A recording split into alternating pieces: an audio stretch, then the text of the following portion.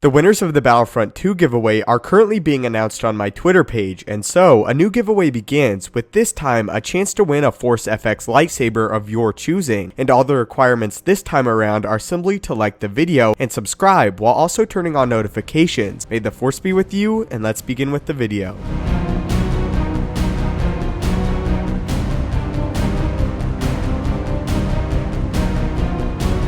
Major spoilers will follow for Star Wars The Last Jedi, so if you have not yet seen the film, please do so before continuing on and watching this video, as a major reveal is in store. In The Last Jedi, many answers were finally revealed to us, and despite learning more about the night Ben Solo became Kylo Ren and destroyed his uncle's Jedi temple and the circumstances that involved Luke himself momentarily contemplating the murder of Ben Solo, we also discovered that after Ben escaped his uncle, he took something very precious and dangerous with him. As Luke explains what happened to Ben to Rey, he briefly mentions that Ben had helped destroying his temple with quite a handful of his Jedi students. Although only briefly mentioned, this is extremely important, as we now know that at least at this point there were Jedi that betrayed Luke along with Ben Solo. We know that Ben destroyed the temple with the help of these other Jedi that also betrayed Luke themselves, likely close friends of Ben's who, after hearing what Skywalker did, turned on him as well. It was explained in the Aftermath novels, which were books that detailed the year after Return of the Jedi, that Snoke had the ability to influence people by giving them visions of the dark side of the Force that often included ancient Sith and dark side warriors. Snoke, in addition to Ben, also likely influenced Luke's other students, and it was after Luke attacked Ben that they ultimately decided to turn on their fellow Jedi and their Jedi Master. This tells us that Ben Solo was not the only Jedi that turned dark and betrayed Luke this night.